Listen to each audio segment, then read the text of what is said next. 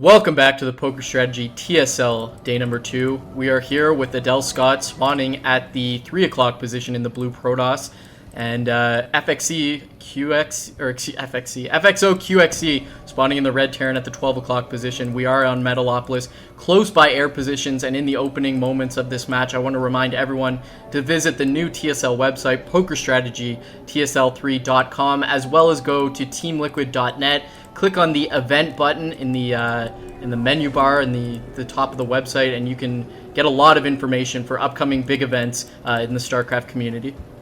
Now, for this map, as we mentioned in the live stream, but just make sure the people in the VODs know as well, the spawn locations may look close, but it is only close by air. The close spawn positions by ground have been removed. It is they just can't spawn close by ground. But if you're looking at this and you're like, hey, they're spawning close together, it's just close by air, which I think will be awesome for QXC. I cast a couple of games recently of him where he actually just went all air versus Protoss. Now, it didn't actually work out. He was trying to do it against White Raw, and it was more entertaining than anything else. But he does love those air units, as you're mentioning, Chill, kind of in the little pre-game, and we'll see if that comes into play here. Drop super effective because you can get to their base essentially in like 3 seconds once he gets those medevacs out. Right, QXC sending a redonkulously fast SCV, and that is why he's going to drop a barracks in this position, and this is why it's so important that you can't spawn in close positions. If QXC dropped this on normal Mill.Adelscott, he was laddering, then the probe from Adelscott is just going to walk around to the close position. It's going to say, hey, there's a barracks right there. But QXC knows Adelscott isn't an idiot. He's going to either scout cross positions first or the close by air position, and then he's going to walk right past that barracks. Whereas QXC is placing this in a position where it gives him the opportunity to do quick aggressive attacks against either the far position or the close by air position. So I really love this placement.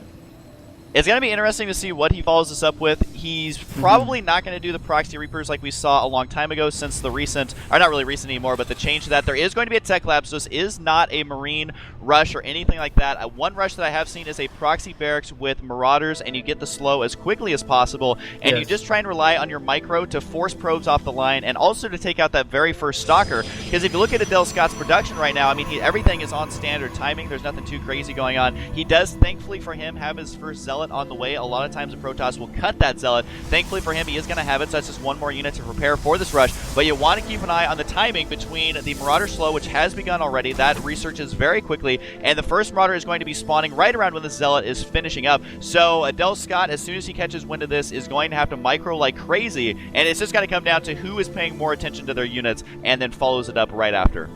Right, so I'm looking at the production tab, and once QXC got that orbital command, he's transitioned back into SCV production, so this is not all in by any means. I was really looking, where's he going to place the bunker, but it looks like there is going to be no bunker, and here comes the probe. That would have been disastrous if he went out to put down that Nexus. Good thing that Adelscott did not put that down, but now with 2 Marauders with slow, catching the Stalker has to turn and fight, and that is 1 Stalker down for almost nothing, only 40 HP lost in the Marauders, and this is a big deal. There's a Zealot on the way out, but it is a long way from being on this battlefield.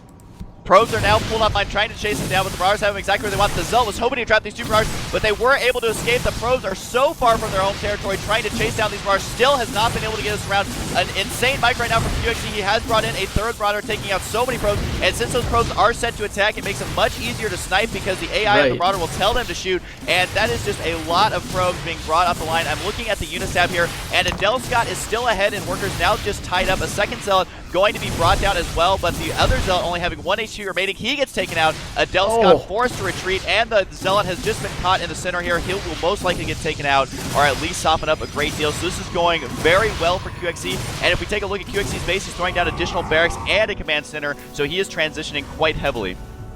Yeah, Adelscott trying to get the Stalker out. He gets one targeting the weakened Marauder. Now bringing out the Probes yet again, trying to get past that Marauder, but no, unfortunately it cannot. How is QXC transitioning out of this? He's continuing to make Marauders, and as you mentioned, making 3 barracks in his main base as well as an expansion command center. This is going to be exceedingly difficult for Adelscott to get out of. He's now transitioned into 3 gate, but those 2 gateways are a long ways away. He's using the chrono boost on the warp gates, continuing to make probes, and QXC may have gotten a little greedy here. Is the force field going to hit? Yes, it does! And down the Marauders' escape route is completely isolated. 2 more gateways finished, going to be turned into warp gates after this micro battle is finished, and the sentry going to tickle those 2 Marauders down at the cost of 1 of the Stalker's life. Taking a look at the units tab, we can see that there are 25 SCVs on the field as opposed to 21 probes, and with that second command center completed and morphing into an orbital command, QXC with a dominant lead here in game number 2.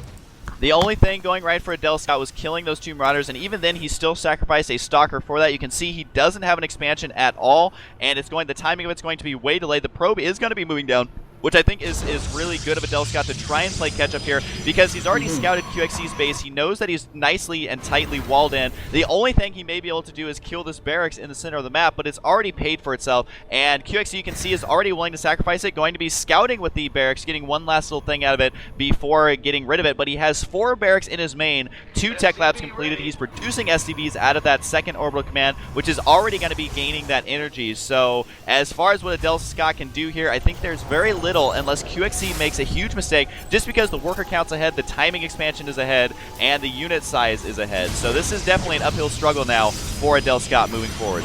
Yeah, Adelscott's position, for anyone who's played StarCraft at any sort of a high level, knows Adelscott's position right now is the most uncomfortable position you can be at in StarCraft. If we go ahead and throw his vision up and take a look at what he knows about QXC's main base, he knows there's a wall of 3 depots. Now, he's got to assume there's an expansion, but if you're trying to get back in the game, you have 2 options. You can either take a risk and expand, but you know your Terran opponent has already expanded faster than you, so you're giving up the economic lead even more to your opponent. Or you can make a lot of units and go all in and try to attack. Unfortunately, that doesn't work against Terran because he always builds his expansion in the main base and then floats it down. Now, the other uncomfortable part for Adelscott is that he's completely unaware of what's going on in QXC's main base. You know, has he transitioned into Banshees? What's going on in there? I have no idea. So do you know, in order to get that information, do you make a robo and an observer only to fly in there and see 5 barracks and now the robo doesn't help you? Very, very, I can't emphasize how uncomfortable this position is. And you can see Adelscott feeling a little bit uncomfortable. Already has a photon cannon in his mineral line. He really cannot afford to have static defenses right now. He has a second one going down at the expansion as well. But the problem is that he has no idea what is headed his way, so he is forced to put that in the mineral line for those Banshees or possible drops. And once again, that barracks is still alive. Surprisingly, QXC able to keep this alive, and it looks like it will get taken out now by these Stalkers, but he's going to get even a little more scouting out, and he is now 41 SCVs to 36 probes. And also what's really uncomfortable about this as well is Adelscott is basically stuck on 3 gateways, and that's not always the unit combination you want at 11 minutes against a Terran player who is going heavy Marauder with combat shield, stim, and Marauder slow. Yeah, he's transitioning into his kind of patented Forge armor build for his gateway units, but his gateway unit numbers have just been completely reduced. This looks like a standard Adelscott, but everything happening 2 to 3 minutes later, and that's not a good situation for him to be in. QXC doing a good job with those buildings and with those units scouting, bringing out 2 Marines to deal with any probe that would be standing on the Zelnega. Unfortunately, there's a Zealot there. He's going to stim and show his micro off a little bit. Very nice by QXC. I just want to remind everyone this is played on the European server, as QXC is living in Spain, I believe, right now.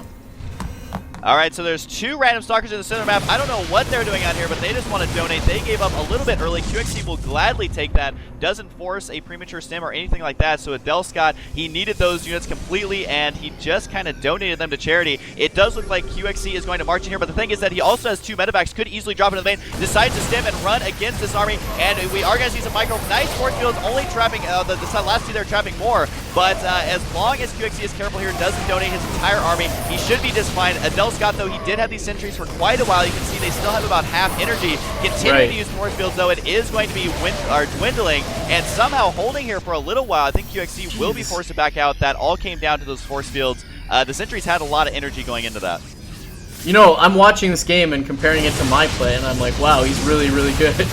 Now, oh my god, QXC going in and sniping off the sentry, trying to avoid that force field, now taking out the Zealots. Adelscott is doing really good of dropping the force fields, getting the Zealots in there, and then manually pulling the Zealots back. What happens to a lot of Protoss players, they drop that concave, split the Terran army in half, then A move, and their Zealots get caught up on their own force fields. Adelscott, a very good player, obviously not going to fall victim to that problem. QXC continuing to get aggressive, and we got a drop in the main base, Marauder and Marine base, trying to stim and take out these Stalkers, show a little bit of micro Zealots right up there, dealing a lot of damage. Meanwhile, the attack is ongoing in the expansion. Zealots being warped in. Looks like Adelscott has defended on both fronts, but not before taking some damage. He's down at 64 supply, to QXC's 105, and this is what happens when you're ahead. You don't have to be cost effective. As long as you keep trading armies, you continue to get more ahead. Now, thankfully, Adelscott was able to squeeze out that +1 armor upgrade, but the forge has gone down, and that means no more cannons. That one lonely cannon at the expansion got taken out, and Adelscott does have his forge on the way again. He was really utilizing that +1 armor upgrade, showing us how effective it is. But even though QXC lost his army, he is now 14 workers ahead. He already has his third base on the way right now, throwing down 2 more barracks at his natural as well. And just looking at the army size tabs, even though Adelscott was very cost effective, he still is way behind in supply. The medevac numbers are now getting very frustrating to deal with, and he now has position over the ramp. QXC does with Marines and Marauders. More reinforcements going to be streaming in right now. The Nexus is very vulnerable here. The drop in the main as well, going to be doing a lot of damage, and that is 4 Marauders versus 4 Stalkers. No brainer on who's got to win that one, and it looks like these are now cleaning out the probes just fine, and it seems like Adelscott went for 2 forges there. Both of them going to be dead weight in the water right now, though, as it looks like he cannot hold off the Marauders. His main base has pulled everything down to the ramp. I think that QXC definitely has his mic rank. Blink has finished. You can see it utilized there, but is it too late? It looks like most pilots have been taken out as well, and this is not going well. Yeah, the infrastructure for Adelscott is just melting away. QXC showing brilliant micro, winning the battle on both fronts, keeping those 4 Marauders alive. Well played, Adelscott. I completely agree. As Adelscott is going to GG, it's inevitable here, leaving the game. And, you know, QXC having a brilliant strategy early on this Metalopolis game, but what I'm more impressed on is how he followed it up, especially in that last attack, dropping 4 Marauders. If you rewind the VOD and watch Adelscott's reaction to that, he split up his units. I'm not sure if they were in different control groups, but there were 3 Stalkers doing nothing, the majority of the Stalkers coming down to the natural, and then QXC was able to get position on the ramp. And when that happened, QXC stimmed the 4 Marauders in the main base, started taking down pylons. Everything becomes unpowered, and it was just an incredible display. Yes, it's easy to do that when you're already ahead, but that was a battle that QXC could have won on one front and lost on the other, but with that brilliant execution, he won the battle on both fronts. Absolutely, and I do still have the replay open. Just taking a quick look at QXC's base. He had a Ghost Academy completed, so would have easily been able to transition into those Ghosts. Probably could have got away even with nukes because his opponent had absolutely no detection. There was no robo or anything like that, and he was continuing to fly his command center to his third base. So not only was he taking out everything, even if that attack completely failed, even if he lost all those units and didn't get, you know, their money's worth, the transition by the time Adelscott could have gotten to his base. I'm looking there. He also had another full army just sitting at his ramp. So I mean, QXC definitely won this one, and it did come down to that initial first couple Marauders able to snipe those very precious units. He forced every single probe off the line there for a minute, and then again at such a high level of play, pulling your probes off even for a couple of seconds gives your opponent a huge advantage, and we just witnessed that in this last game. So now we are tied up 1-1. I'm pretty excited as it's not going to be a full sweep either way. We are guaranteed at least 4 games, and it is going to be transitioning now into those macro style of maps. So I'm curious to see how these players play, considering that they just played 2 Blizzard maps and now it's going into 3 GSL maps. Yeah, that's a very interesting question, and one that we need to address, because these maps definitely require a different style. You cannot do a build like this because, first of all 4 starting positions are alive on Terminus RE. So you can't just drop a barracks and be comfortable knowing that you're going to be able to rush no matter where your opponent spawns. You have your easily defended natural, and that choke point also controls the third base. You have a long rush distance, so this really favors 3-base play before moving on to any sort of transitions. QXC likes to be aggressive, likes to harass, and we've seen that in both games thus far, but I don't know if he's going to be uncomfortable playing a bigger map like this, whereas on the other side of the fence, I feel like Adelscott is going to be in his own playground, able to take quick expansions. They're going to be safe, able to dump some of those early resources into quicker upgrades to bolster the strength of his gateway, the backbone of his gateway units, and then I think he's just going to explode out of control. However, if QXC can, get the economy rolling, take that third base, get his drops rolling, get his harassment rolling, then there are a lot of opportunities on this map for drop play. The third base particularly vulnerable, a lot of surface area on that third base, not too many minerals, and the main base also has a lot of opportunity for drops. There's some vision blockers in the main base and a lot of surface area to cover in your main base. So I'm going to hope to see QXC open up a little more economic, taking a quicker second and third base than we've seen before really taking it to Adelscott with harassment. I think if he sits back too long and Adelscott gets rolling, it's going to be almost impossible for him to come back. Yeah, one thing that I've almost never seen on this map is one base play, and it's just super important to emphasize that it's essentially 3 bases guarded by 1 choke, which is very uncommon in maps. I believe it's basically the only map right now that is set up like that. A lot of times you'll see players like a Protoss go for Nexus right after Pylon and all that stuff. Just because the map is so huge, I can't even count that high on how many expansions are on this map. And you did mention the huge surface area of the main base, though. A lot of times I've seen Blink Stalkers utilized just because there is so much surface area that you can blink into your opponent's base, and QXC does love Banshees and drops, though, so I'm really excited to see this on the new maps just because the playstyle is so unique, so different, and these players are known for pretty crazy playstyles as well. I think that if QXC plays for what he's known for and Adelscott plays for what he's known for, it will favor Adelscott just because we saw, even on Metalopolis when he was behind, he was still able to hold on surprisingly well, squeezing out those upgrades. I don't know how, but able to hang on. And, I mean, eventually, of course, he did lose that game, but it is now going to be tied 1-1.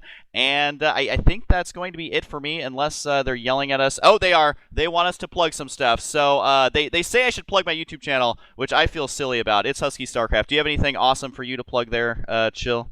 Yeah, I'm from a little website called teamliquid.net, and you're probably there right now watching this if you're watching live. So yeah, I'd say it's the best StarCraft website on the known universe. So you should probably go check that out. And with that being said, you mentioned that this style may favor Adelscott, but even if it does favor him slightly, I would really love to see these guys take it to the late game, take it to the 20, 30-minute mark, just going blow for blow. So that's what we're going to hope to see. We're tied 1-1 as we're moving on to game number 3 right after this.